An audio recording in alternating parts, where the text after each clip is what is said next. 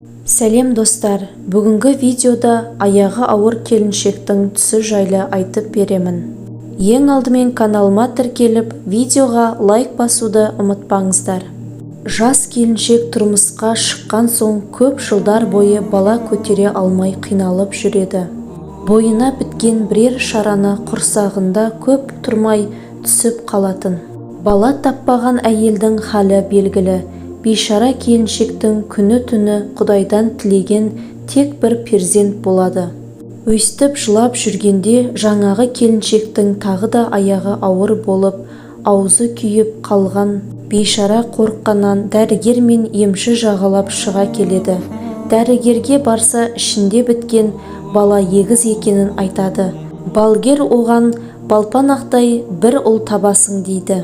Сол келіншек араға бірнеше жыл ғана салып барып өзінің жастау кезде көрген түсінің мәнін кейін түсінгенін айтады. Ол түс оған кинодағыдай қанық бояулармен қолмен қойғандай анық көрген және есінде көп жылдар бойы өңіндегідей сақталып қалыпты.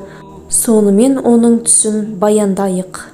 Балнұр түсінде саудасы қыз қайнап жатқан үлкен бір шығыс базарына барады. Базарда не жоқ дейсіз, қаптаған халық, көздің жауын алған тауарлар мен жемістер. Ол жүріп тырсылдап піскен екі қарбызды таңдап алып, қос қолтығына қысып өзен бойымен үйіне қарай жүреді. Жүрген сайын ауыр тартқан қарбыздардың бірі қолынан сусып шығып кетіп, өзенге ағып кетеді. Келіншек қолындағы бір қарбызды қапсыра құшақтап алып, екінші қарбызды ұстап алу үшін өкпесі өшіп өзен бойымен жүгіреді. Қарбыз бірақ жеткізбейді. Бірақ суға ағып кеткен қарбыздардың бәрі бір торға барып тіреледі екен дейді. Балнұр түсінде сол тұсқа дейін жүгіріп жетіп, торға тіреліп тұрған қарбыздарды алайын десе шетінен шіріп кеткен. Қолына ұстағанда шіріген қарбыздар сусып ағып кетеді. Сонымен ол жалғыз қарбызбен жабырқап үйге қайтады. Расында Балнұр дәрігерлер айтқандай егіз ұл табады. Өкінішке орай балгер айтқандай жалғыз ұлмен қалады.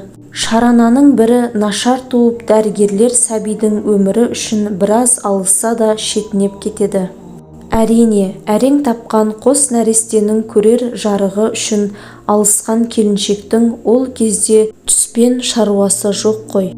Ол бұл түс туралы әңгіме қозғағанда ғана есіне түсіріп, сол түсті араға жылдар салып барып, өзі жорып, таңданып қалады. Сол секілді көпшілігіміз өмірдегі бір әрекеттер мен оқиғаларды, болмаса бір жерлерді бұрын түсімізде айнытпай көргенімізді есімізге түсіріп, таңданып айтып жатамыз. Өз ойларыңызды комментарияға қалдырып, видеоға лайк басып, YouTube каналыма жазылуды ұмытпаңыздар. Келесі кездескенше сау болыңыздар.